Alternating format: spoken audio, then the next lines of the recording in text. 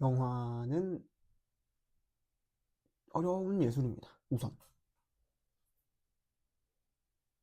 많은 예술들이 있겠죠. 뭐 음악도 있을 것이고, 요즘 좀 그 브루탈리스트 때문에 각광을 받게 된, 사실 이전부터 지금 각광을 받는다라고는 말을 좀 하긴 그렇지만, 건축도 사실은 예술의 일부고요. 또 뭐가 있을까요? 작년에 또 대한민국의 큰 좀 뭐랄까요, 센세이션을 불러일으켰던 한강 작가의 문학도 당연히 예술의 한 부분이고, 그리고 뭐 늘 회자가 자주 되는 미술도 예술의 한 종류입니다. 근데 왜 영화가 그렇게 어렵냐? 저는 또 왜 영화를 그렇게 어렵다라고 생각을 하냐? 간단하게 말하면은 영화는 종합 예술입니다. 문학은 글로만 보이는 거고, 음악은 듣는 것만 하면 돼요. 미술도 보기만 하면 되는 거고. 근데 영화는 음, 보고 듣는 걸 일단 다 해야 됩니다. 요즘의 영화는 다 해야 되죠. 지금으로부터 한 100년 전쯤, 또는 그 이전, 100년보다 더 이전에, 그때야 뭐 무성 영화가 있으니까 뭐 보는 게 더 중요하다 하는데, 요즘 무성 영화가 나오긴 합니까? 네, 잘 안 나오잖아요. 그래서 이 뭐라 해야 되죠? 예술은 우선 보고 듣는 거를 동시에 처리를 해줘야 되기 때문에 관객이 좀 어려울 수밖에 없습니다. 아무래도. 그리고 다양한 것들이 좀 섞여 있어요. 영화 안에는. 당연히 영화만의 예술적 특징이 있죠. 촬영이라든지 편집이라든지 그런 걸 떠나서 소설의 어떤 작법도 영화에서 사용이 되고요. 회화적인 부분도 당연히 사용이 되고요. 연극에 있던 연극의 한 부분이죠. 연출은. 미장센이라는 것들, 그런 것들도 다 영화에서 사용이 되는 부분이고, 당연히 들어야 되는 예술이니까 음악도 빼놓을 수 없습니다. 그래서 영화는 굉장히 다양한 방면의 예술들을 종합적으로 모아놓고 이렇게 감독의 어떤 가치관이나 세계관을 설명을 해야 되는 예술이고, 관객은 또 그것을 그대로 자신만의 어떤 감상을 만들어내야 되는 거기 때문에 어려워요. 어려운데 저는 일단 그렇게 생각을 하는데, 영화는 굉장히 이 감상하는 사람, 즉 관객의 입장에서 볼 때 영화는 굉장히 어려운 예술이다라고 생각을 하는데, 사실 뭐 영화만 어렵겠습니까? 다 어려워요. 모든 예술이 원래 다 어렵죠. 당연히 다 어려운데, 어 영화는 그런 게 좀 있어요. 우리 삶에 너무 친숙하게 다가와 있어요. 그런 예술이 한 게 더 있습니다. 바로 음악인데, 먼저 음악에 대해서 좀 제 생각을 말해보면, 음악은 예술이라고 생각을 못해요. 왜냐하면 지금부터 몇백 년 전 시대로 가봅시다. 그때는 음악을 한번 보려면은 당연히 고위층 사람들만 음악을 감상할 수 있었죠. 무대를 가서 들으는 방법밖에 없으니까. 시간이 흐르고 흘러서 지금은 24시간 음악을 들을 수 있습니다. 자기가 원하는 음악을. 자기가 돈만 주면. 유튜브에선 돈도 안 줘도 돼요. 자기가 원하는 음악을 무궁무진하게 들을 수 있습니다. 장르, 가수, 뭐 국가 아무나 상관없이 마음대로 들을 수 있어요. 그래서 사람들이 음악을 나름대로 좀 예술이라고 생각하기 쉽지 않다라는 측면이 있는 것 같습니다. 너무 친숙하니까. 영화도 굉장히 친숙한 예술이에요. 우리 뭐 연인들끼리 데이트할 때 영화 보는 거는 굉장히 익숙한 모습이고, 뭐 주말에 친구들이랑 보기로 가기도 하고 뭐 가족끼리 보기로 가기도 하죠. 단체로도 보러 가기도 합니다. 영화는. 그 말이 뭔 말이냐면 쉽게 생각하면 미술관과 좀 대조를 해서 생각을 해보면 돼요. 주말에 미술관 데이트를 가는 빈도보다 영화관 데이트를 가는 빈도가 압도적으로 많을 겁니다. 이유가 뭐냐? 우선 요즘 뭐 영화값이 많이 올랐다는데 어쨌든 전시회보단 싸요. 그리고 이미 그런 이유가 뭐냐면 제 생각에는 영화라는 것이 좀 많이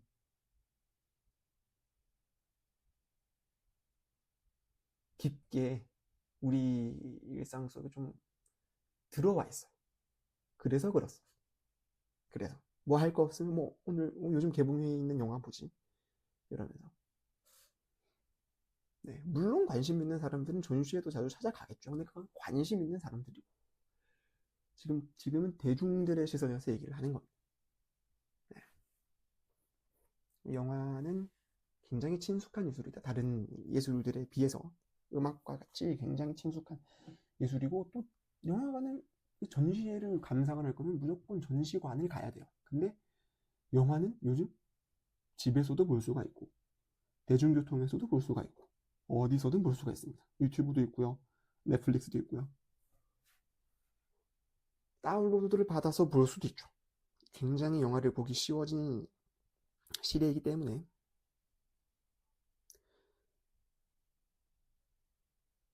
다양한 이유로 어쨌든 영화는 지금 우리 삶에 너무 깊숙이 들어와 있습니다. 그래서 많은 사람들이 이 영화가 예술적으로 어떤 의미를 지니는지를 캐치를 잘 못해요.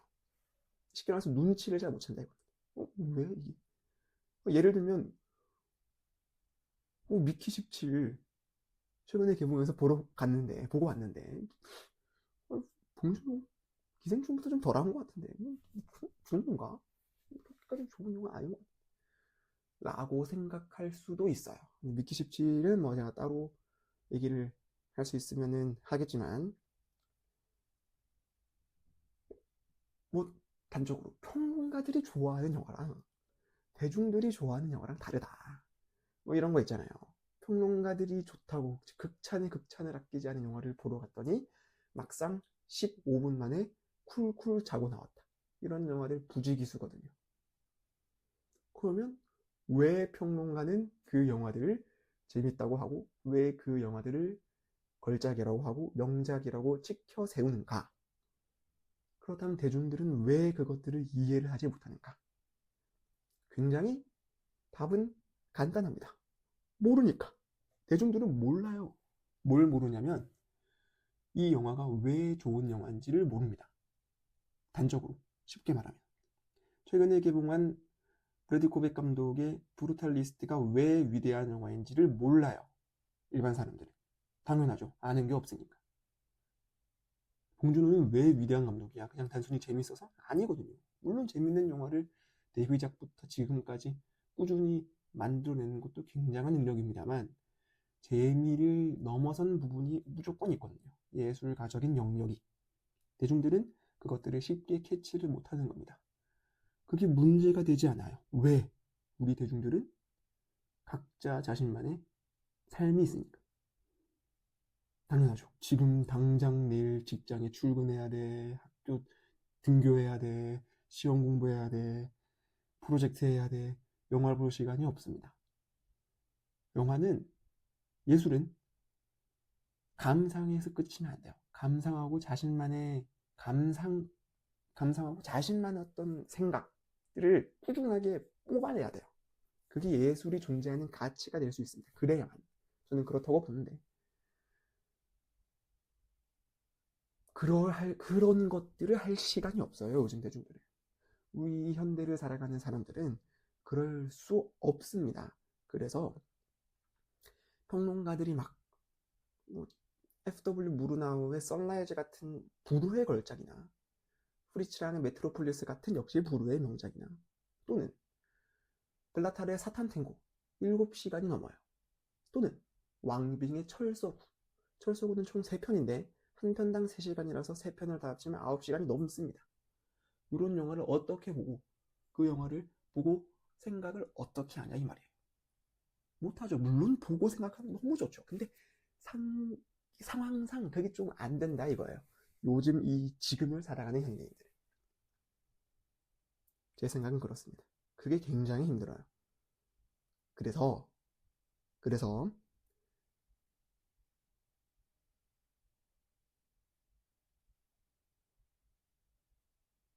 이 영화를 예술로서 인식을 하기 어렵다라는 것이 대중들이 영화를 예술로 인식하기 어렵다라는 것은 제가 볼 때는 너무나도 당연합니다. 물론 외부 환경 때문에도 있겠지만 영화 산업 자체가 좀 그걸 막는 경향도 있는 것 같아요. 왜냐하면 옛날에는 영화관밖에 없었어요. 대한민국의 키노라는 잡지가 등장을 하고 나서 숱한 시네필들을 만들어내면서 산출해내면서 다양한 영화들을 접할 수 있게 하고 뭐 그런 굉장히 좋은 역할을 했던 잡지가 있는데 그 잡지가 95년도인가 발간이 됐어요. 첫 발행이. 95년도면 삐삐 쓰던 때입니다. 인터넷은커녕 핸드폰은커녕 인터넷도 보급이 제대로 안 됐던 시절이 90년대 중반, 95년도예요. 근데 지금은 그런 거 없이 못 살잖아요. 근데 그런 인터넷이나 TV나 이런 것들은 영화를 너무 쉽게 소비할 수 있게 만들어준 거예요. 그러니까 제가 맨 처음에 말씀드렸던 것처럼 접근하기 너무 쉽고 우리 삶 속에 너무 좀 깊게 들어와 있다라는 점과 이 현대를 살아가는데 영화까지 감상하기에는 시간이 너무 바쁘다라는 점, 이 두 가지가 좀 큰 것 같은데 이 두 가지 덕분에 현대인들, 지금 대중들은 영화를 예술로서 인식하기 어렵다라는 것이 제 생각입니다. 나름대로 좀 어려울 것이다. 근데 꼭 반골 같은 사람이 있어요. 저 같은 사람들. 아, 영화 보고 굉장히 좋아서 막 그럴 수 있어. 근데 꼭 이상한 생각하는 사람들이 있어요. 어떤 사람들이냐? 나도 이동진처럼 영화 보고 싶어. 나도 정성일처럼 영화 보고 싶어. 이런 사람들이 있어요. 깨놓고 말씀드리면 못 봅니다, 그렇게. 왜냐하면 이동진 평론가와 정성일 평론가는 인생이 영화인 사람이에요. 살면서 만 편이 넘는 영화를 보는 사람들인데 어떻게 따라갑니까? 못 봐요, 그렇게. 더군다나 그 사람들은 인문학적이나 교양의 부분에서도 굉장히 깊고 넓은 지식을 가지고 있기 때문에 영화를 해석하고 자신만의 감상을 남기는 데 있어서 재료가 굉장히 많습니다. 현대를 살아가는 지금, 이 지금을 살아가는 우리는 그 정도의 지식을 쌓기가 사실상 불가능해요. 물론 할 수는 있겠죠. 어떻게든 시간을 쪼개면 가능은 할 겁니다. 근데 굉장히 어렵다. 즉, 뭔 말이냐면 정확하게 그들의 물리적 시간을 우리는 절대 따라갈 수 없어요. 정석이는 초등학교 때부터 매일 영화를 한 편씩 봤답니다. 그리고 이미 고등학생 때 장리 꼬다르의 현충 무대인가요? 그걸 보고 뭐 코페르니쿠스적 전환이라고 영화는 카메라로 찍는 것이구나 뭐 이런 걸 깨달았다고 해요. 그리고 미치광이 삐에로만 100번 넘게 봤답니다. 뭐 그게 사실인지 몰라요. 자기가 그렇게 말했으니까. 한 영화를 100번 넘게 볼 수 있습니까? 그럴 시간이 될까요? 안 돼요. 왜? 물리적 시간도 물리적 시간인데 우선 우리는 안 본 영화가 너무나도 많습니다. 한 영화를 어떻게 100번 봅니까? 그게 업이 아닌 이상 불가능하다라는 거예요. 제 생각에는. 그러면 이런 반골 같은 기질을 가지고 태어난 사람은 어떻게 영화를 접해야 되는가? 이 영화 보기 힘든 요즘 같은 세상에서. 역설적이죠, 사실. 영화를 그 무엇보다 어느 시대 때보다 영화를 보기 쉬워졌는데 막상 영화 보는 것이 굉장히 어려워졌어요. 굉장히 아이러니하고 역설적인데 어쨌든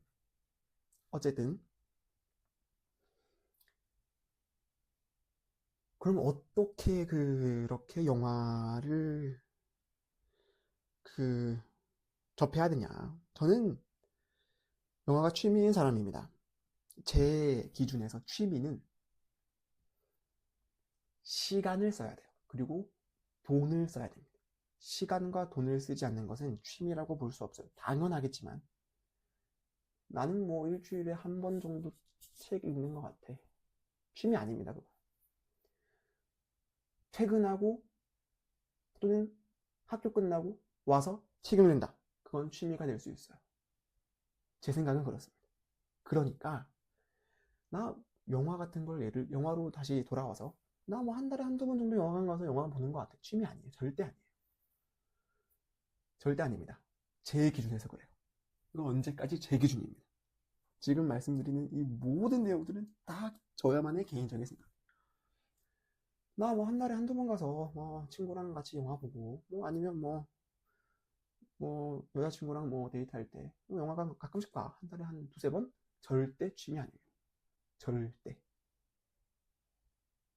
영화는 보는 것에서 끝나면 안 돼요. 모든 예술이 그렇겠지만 영화는 보는 것에서 끝나면 안 됩니다. 저는 그래서 제 취미는 영화밖에 없고 제가 취미라고 말할 수 있는 예술 분야가 영화밖에 없습니다. 왜? 저는 음악을 듣고 생각하지 않거든요. 그냥 좋으면 그 노래 듣고 안 좋으면 안 듣습니다. 위켄드가 이번 올해 1월달에 컴백을 했죠. 자신의 위켄드라는 이름으로 마지막 앨범을 냈는데 그 앨범 좋더라고요. 저는 끝입니다. 거기서 더 나아가지 않아요. 그래서 저는 음악은 저에게 취미가 아닙니다. 영화는요? 아니거든요. 그래서 영화는 저에게 취미라고 저는 단언컨대 저는 영화는 저에게 취미다. 업은 아니다. 단적으로 무조건 취미다. 제 기준에서 요 정도는 돼야 취미라고 할 수 있습니다. 축구를 예를 들어볼까요? 뭐 나는 매주 뭐 동호회 가서 볼 한번 차고 그리고 뭐 축구 중요한 경기 있으면 내가 좋아하는 팀 예를 들어 뭐 EPL에 어떤 팀이 있다. 뭐 예를 들어 맨시티가 팬이다. 맨시티 경기 챙겨보고 또는 뭐 챔스나 아시안컵이나 뭐 유로 이런 것들 좀 굵직굵직한 경기들 이런 것들 챙겨본다. 또는 뭐 K리그 하이라이트도 챙겨본다. 이건 무조건 취미예요. 무조건 취미. 이 정도는 돼야 된다는 거. 네. 뭐 좀 되게 좀 명확하지 않은 기준인데 저한테는 저만의 기준이 있기 때문에 그러면 요 정도로 영화를 즐길 거면 어떻게 해야 되냐? 보는 것에만 그치지 않고 그 보고 나서 그 이후를 생각을 해보자는 거죠. 그 이후에 우리가 취해야 할 행동들 보고 나서 끝이 아니게 되는 그런 태도로 영화를 대하는 그 정도는 되어야 취미다. 네, 라고 생각을 하는데 그걸 어떻게 하냐? 브루탈리스트가 뭐 정말 기대작이다 하고 보러 왔는데 중간에 인터미션 15분은 왜 있는 것이며 영화는 또 왜 이렇게 긴 거며 갑자기 주인공이 그렇게 마지막에 휠체어 타고 나와가지고 뭐 하고 있는 그런 말은 막 왜 마지막에 그런 대사는 왜 쳤으며 뭐 그런 일련의 영화를 보면서 가정들이 왜 나왔는지를 아무런 사고를 거치지 않고 그냥 브루탈리스트 보고 뭐 볼만하네 라는 것에 그치면 안 된다라는 입장이에요. 적어도 영화를 취미로 생각을 하려면 그럼 그래 좋다. 네가 말하는 그 취미 어떻게 해야 되는데 처음부터 그런 감각이 있는 사람들이 있습니다. 어떤 사람들이냐면 6살 때 사이코를 본 봉준호 같은 사람들. 그런 사람들은 타고나죠 당연히. 일본의 그리고 전 세계에서 가장 유명한 평론가 하스미 시게이고 같은 경우는 집에 좀 돈이 많았는데 영화를 굉장히 유년 시절부터 매일 계속 봤다고 해요. 그런 사람들은 당연히 내장되어 있는 거죠. 영화를 보고 자신만의 해석을 하고 자신만의 어떤 감상을 내리는 행위에 도 같은 사람들이죠. 왜냐하면 그 어릴 때부터 뭐가 쌓였냐? 재료가 쌓였어요. 재료가. 영화를 보고 그 재료들이 쌓였기 때문에 그 사람들은 훨씬 수월하게 영화를 감상할 수 있습니다. 근데 우리 초등학생 때 뭉쳐서 놀이터 가서 놀기 바쁘고 PC방 가기 바쁘고 공차기 바빴어요. 영화를 안 봤어요. 당연히 영화에 대한 재료가 부족합니다. 당연하죠. 안 봤으니까. 중고등학교 좀 가가지고 해볼래 했더니 공부해야 돼서 못 봐요. 당연하죠. 공부를 해야 되니까 그때는 공부를 해야 되니까. 정성일처럼 학업을 포기하면서 영화를 볼, 그 정도로 영화를 사랑하는 사람이면 진작에 그쪽으로 어부를 삼았어야 되고, 그게 아니면 우리 일반 대중들, 지금 현대를 살아가는 일반 대중들은 중고등학생들 공부해야 됐거든요. 친구랑 놀아야 됐거든요. 야자잼이 맞았거든, 그때는. 이런 상황에서 그러면 네가 말하는 그 취미로서의 영화는 어떻게 가질 수 있느냐? 아주 간단합니다. 공부를 하면 돼요. 영화에 대해서 공부를 하면 됩니다. 책을 읽고 강의를 듣고 이런 식의 공부를 말하는 거예요, 지금. 왜냐하면 우리는 시간이 없습니다. 계속 제가 말씀을 드리는 게 우리는 우리 본업하기 바쁘지 영화의 시간을 투자하긴 벅차요. 이 말은 영화사에서 굵직한 발자취를 남긴 불후의 걸작들, 아까도 말씀드린 뭐 선라이즈, 지금 생각해보면 뭐가 있을까요? 또 무속 영화 생각해볼까요? 요즘 뭐 노스페라투가 또 최근에 리메이크 재개봉을 해서 뭐 노스페라투도 20년대 때 만들어진 불후의 걸작 중 하나고, 아니면 더 이전으로 가야 되죠. 버스터 키튼이나 리미엘의 형제의 영화를 봐도 됩니다. 네, 뭐 그런 것들이 있을 수 있겠죠. 보려면 볼 수 있겠는데 시간이 없어요. 사실 그것도 누구한테는 핑계처럼 들릴 수 있습니다. 아니, 다른 영화 볼 시간에 그거 보면 되지. 근데 제 생각은요, 차라리 그런 고전 영화들 있잖아요. 그런 것들은 그냥 텍스트로 봐도 무방하다라고 봐요. 어쨌든 그걸 텍스트로 접하든 실제로 그걸 보든 상관없이 어쨌든 공부를 해야 됩니다. 영화 한 편이 2시간, 옛날에는 뭐 천차만별이었는데 2시간이라는 시간은 굉장히 긴 시간이에요, 하루에. 그잖아요. 굉장히 긴 시간인데 자신이 잠을 줄여서 가면서까지 막 그렇게 하면 그거는 인정입니다. 그건 납득이에요. 근데 그게 아니니까. 출근을 내일 해야 되니까. 내일 회식하면 오늘 컨디션 조절해야 되니까. 주말에 데이트 가야 되니까. 바쁘니까. 텍스트로 어떠한 정보를 흡수하면 굉장히 빠르게 흡수할 수 있습니다. 영상보다 텍스트로 흡수하는 게 제 생각엔 더 빨리 더 응축돼서 들어오는 것 같아요. 영상보다 텍스트가 훨씬 더 양적, 질적으로 정보를 흡수하는 데 있어서는 더 뛰어나다고 생각을 합니다. 그래서 우리가 지금 구하기도 어려운 영화들을 억지로 구하려고 노력하는 것도 좋지만 그런 것보다 너무 옛날 영화들, 뭐 예를 들면은 시민 케인 같은 영화를 보는 거는 굉장히 좋죠. 근데 시민 케인과 관련된 비평은 많습니다. 워낙 유명한 영화이기 때문에 비평을 찾아보면서 쫙 읽어봐요. 그런 것들이 굉장히 도움이 될 것이다 라는 게 제 생각입니다. 네. 그리고 아까 말씀드린 거 뭐 하스마 시게이구나 정성을이나 봉준호나 이런 사람들은 따로 영화를 어릴 때 책을 읽으면서 공부를 안 했겠죠. 물론 했을 수도 있습니다. 근데 그런 사람들은 어쨌든 어릴 때부터 영화를 굉장히 많이 봐왔던 사람이니까 논외로 하고 우리는 그런 어떤 영화의 기본 재료가 되는 것들 있잖아요. 예를 들면 촬영 기법이라든지 편집 기법이라든지 몽타주가 뭔지. 물론 이제 몽타주는 영상으로 보는 게 훨씬 더 체감이 잘 됩니다. 왜냐하면 몽타주는 영상 언어이기 때문에. 근데 뭐 부감과 안각 이런 것들, 그럼 그런 것들 부감과 안각이 어떤 효과를 나타내는지, 롱테이크, 다시 롱테이크도 그렇겠지만 롱테이크나 롱쇼트, 그리고 클로즈업 쇼트는 여기서 어떤 의미를 드러내는지, 클로즈업 쇼트가 인물의 감정을 잘 드러낸다 라는 것들 있잖아요. 이런 것들은 그냥 텍스트로 흡수하는 게 제가 볼 때는 괜찮은 것 같아요.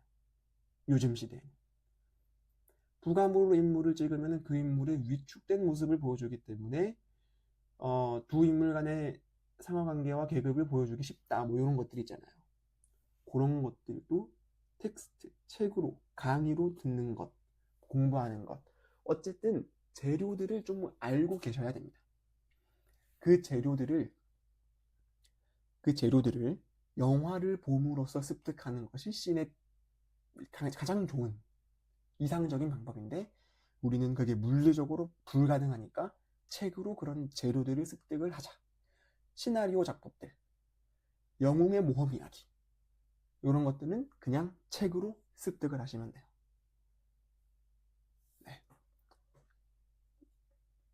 연출적인 부분에서 뭐 지금 생각나는 거는 색깔이 가지는 의미라든지 그런 것들로 책으로 습득을 하시는 것이 굉장히 좋다. 또한 영화의 장르 같은 그런 부분들도 영화의 그 장르에 관련된 책은 굉장히 많습니다. 정말 많기 때문에 조금 입문자가 읽을 수 있기 쉽게 해놓은 책도 있고 굉장히 전문적인 학문적인 책이 있어요. 단계를 차근차근 높여가면서 어쨌든 텍스트로 그걸 공부를 하게 되면 굉장히 받아들이기가 수월하고 흡수력이 굉장히 좋아지기 때문에 그렇게 공부를 좀 하고 나서 영화를 보면은 확 올 거예요. 내가 이때까지 본 건 영화가 아니구나 라는 거. 어쨌든 영화를 좀 취미로 삼으려는 사람들은, 그러고 싶으신 분들은 서점에 영화 관련 섹션이 있습니다. 거기 가서 제일 쉬워 보이는 영화책 하나, 그거부터 읽어보는 거예요. 뭐 예를 들면 뭐 시나리오에 관련된 책이 될 수도 있고, 촬영과 편집에 관련된 영화예술적 측면의 책이 될 수도 있고, 연출적 부분의 책이 될 수도 있고요, 사운드 관련된 책이 될 수도 있습니다. 굉장히 입문자들이 읽기 쉽게 놓은 책들이 굉장히 많아요. 그런 것들을 좀 찾아서 읽어보시는 것이 좀 좋은 것 같아요. 그리고 영화를 좀 취미로 삼고 영화를 되게 좋아하는 대학생분들은 영화 강의 듣는 걸 추천드립니다. 교양 수업으로 영화 강의 듣는 것 굉장히 추천드립니다. 어찌됐든 과제를 해야 되고 시험을 쳐야 되는 입장에서 필연적으로 공부를 할 수밖에 없거든요. 물론 뭐 하여튼 드랍을 해버리면 상관이 없겠지만, 그렇게 공부를 하는 과정에서 저절로 자기 머릿속으로 그게 들어옵니다. 그 재료들이, 지식들이. 그러면 습득하는데 훨씬 더 수월하겠죠. 그리고 꽤 오래 가겠죠. 네, 이걸 하면서 영화 보는 걸 병행하셔야 돼요. 이것만 하는 게 아니라 난 지식이 부족해, 그러니까 영화를 보는 걸 멈추고 지금은 책만 읽어야겠어, 이거 아니에요. 세상에 재밌는 영화들은 넘쳐납니다. 올해만 해도 지금 이미 제가 볼 때는 여러 개가 나왔어요. 눈여겨볼 영화가 올해만 해도 나왔어요. 브루탈리스트 나왔고, 미키 17 나왔고, 에밀리아 페레즈 곧 나올 거고요, 콘클라베 곧 나올 겁니다. 작품상 후보들이었죠. 콘클라베는 바프타, 영국 아카데미 협회 작품상 받았습니다. 영국 아카데미 시상식 작품상 받았어요. 콘클라베는. 앞으로 좋은 영화들은 너무나도 많고요. 지금까지 나왔던 좋은 영화들은 정말 무수히 많습니다. 평론가들도 아직 못 본 영화들이 많아요. 네. 그러니까 내가 이거를 지식을 좀 습득을 하고 이 영화를 봐야 이 영화를 좀 제대로 좀 뭐 느끼고 막 와 정말 좋다 막 이러면서 나만의 생각을 펼칠 수 있을 것 같고 좋은데, 영화 보는 것을 멈추지 마세요. 어찌됐든 영화를 취미로 삼으려면은 뭐가 중요하냐면 내가 영화를 보고 자신만의 감상과 해석을 해낼 줄 알아야 됩니다. 그러려면 영화를 보는 게 제일 좋아요. 제가 아까 공부하라 했던 거는 재료들. 네. 예를 들어 할리우드 서부극은 어떤 특징을 가지고 있으며 어떤 역사를 이렇게 통해서 왔으며 지금에서의 서부극은 어떻게 나오는가. 갱스터 영화들은 어떤 특징을 가지고 있고 이 영화는 그래서 갱스터라고 할 수 있는지 없는지, 이 영화는 갱스터 장르를 어떻게 비틀었는지, 이런 것들. 그런 것들을 차근차근 공부해 가면서 예를 들어 오늘은 장르에 대한 책을 봤는데 갱스터 영화를 봤어요. 갱스터에 대한 책을 봤어요. 그러면 아메리칸 갱스터 보는 거예요. 리들리 스콧 감독의. 그럼 되는 거 아닙니까? 오늘 스릴러에 대한 뭐 그걸 봤다. 스릴러는 공포 영화에서 온 장르인데 스릴러를 봤다. 그러면 스릴러 영화 하나 보는 겁니다. 지금 생각나는 스릴러 영화가 딱히 없는데 스릴러 영화를 보고 봉준호의 살인의 추억은 스릴러 장르를 어떻게 비틀었는지를 봉준호의 살인의 추억을 그때 보고 살인의 추억을 100% 느끼지 못하더라도 그 점 하나 딱 가져올 수 있는 거예요. 아, 봉준호의 살인의 추억은 스릴러 장르를 비튼 영화구나. 장르적으로 꽉구나. 그거 하나만 얻어도 그 영화에서 많은 걸 얻는 겁니다. 봉준호의 괴물이 괴수 영화를 어떻게 비틀었는지, 그리고 어떤 정치적 얘기를 하는지, 이런 것들은 어쨌든 영화를 봐야만 알 수 있는 거기 때문에 그런 어떤 재료 공부들을 해오면서 꾸준히 영화를 봐주시면 됩니다. 그러면 어느샌가 그 재료 자체는 조금 벽돌처럼 차근차근 이렇게 착착 쌓여서 그 재료만큼은 어느 정도 좀, 나 좀 재료는 아는 것 같은데? 라는 때가 분명 와요. 그러면 그때부터 영화 박치기 들어가는 겁니다. 닥친 대로 보는 거예요. 여기서 또 제가 맨 처음 말씀드렸던 현대인들은 시간이 없다라는 게 등장합니다. 영화는 하루 기본 평균적으로 2시간 하기 때문에 굉장히 길어요. 음악은 4분이면 끝나는데 영화는 2시간이나 돼요. 굉장히 길죠. 그래서 사실 영화를 보는 것은 꽤 큰 결심을 하셔야 됩니다. 하루 중에 24시간 중에 2시간을 써야 되니까. 그러면 좋은 영화만 보세요. 저 같은 경우는 어떻게 영화를 선정을 하냐면 좀 까놓고 말할게요. 이동진 평론가 3.5점 이상 영화만 찾아봅니다. 이동진 평론가가 3점 준 영화는 안 봐요. 3점도 이동진 평론가가 준 3점을 줬다. 근데 그 3점도 괜찮은 영화입니다. 실제로 보면 2.5점부터는 좀 그렇고요. 물론 겹칠 때가 있죠. 저도 뭐 그런 거죠. 작년에 파묘가 굉장히 큰 히트를 쳤잖아요. 대한민국에서 1,000만 관객도 뚫었고 그런 거죠. 파묘를 이동진 평론가가 평을 올리기 전에 파묘를 봤어. 나는 뭐 3점 정도 줄만하다. 이동진 평론가가 2.5점 줬어요. 뭐 이런 영화들도 있고 저는 가여운 것들을 작년에 보고 3점을 줬는데 이동진 평론가가 3점을 줬거든요. 이런 것들 내가 겹칠 수도 있겠지만 어쨌든 지금까지 이동진 평론가께서 점수를 매기잖아요. 3.5점 이상만 봅니다. 웬만하면 그렇게 보려고 해요. 왜냐하면 시간이 없으니까. 재밌는 영화만 봐야죠. 좋은 영화만 봐야죠. 나쁜 영화를 보면서 우리의 시간을 허비할 필요가 없습니다. 영화를 업으로 삼아야 되고 나쁜 영화를 마저 보고 그 영화에 대한 비평을 써야 되는 평론가면은 나쁜 영화를 봐야죠. 그게 일이니까. 근데 우리는 그게 아니니까 좋은 영화만 보는 거예요. 평론가 평점 높은 거, 대중들이 좋아하는 거 웬만하면 재밌거든요. 그리고 재료들이 좀 많아지고 영화를 좀 몇 번 보잖아요. 그러면 왜 평론가가 이런 영화에 좋은 점수를 주는지 또는 왜 이 평론가는 이런 영화를 좋다고 말을 계속 하는지, 왜 평론가들은 이창동을 좋아하고 홍상수를 좋아하는지, 왜 마틴 스콜세지가 물론 이제 방금 지금 계속 말씀드린 그 감독들의 영화는 아무것도 모르고 봐도 재미는 있습니다. 근데 조금 더 가볼게요. 왜 영화 평론가들은 안드레이 타르코프스키를 위대한 감독으로 평가를 하는지, 왜 왕비는 현재 중국에서 최고의 감독이었지. 왜 지아장커는 최고의 감독이었지. 중국에서 왜 일본에서 고레이다 히로카즈 다음에는 하마구치 류스케인지. 이런 것들.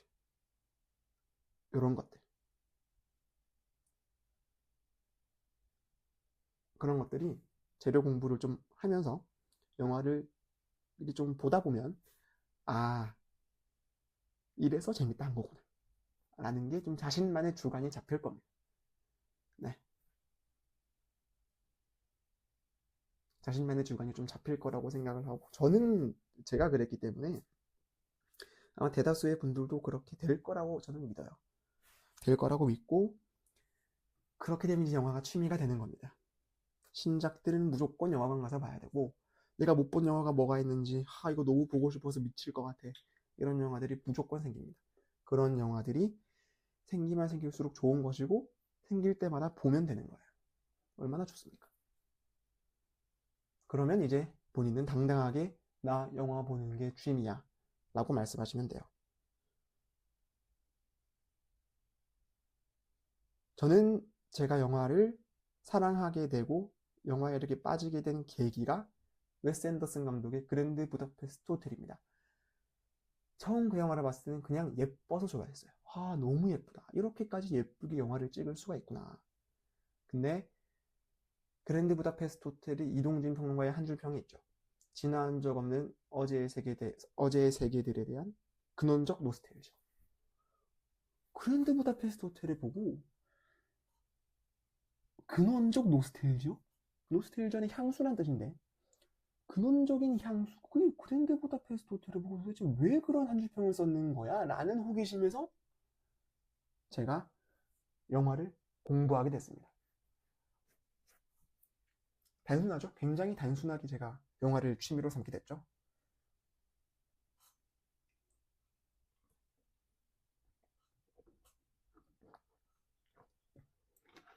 많은 분들이 영화를 취미로 삼으셨으면 하는 바람에서 이 채널의 첫 영상은 영화를 취미로 삼으려는 사람들에게 였습니다.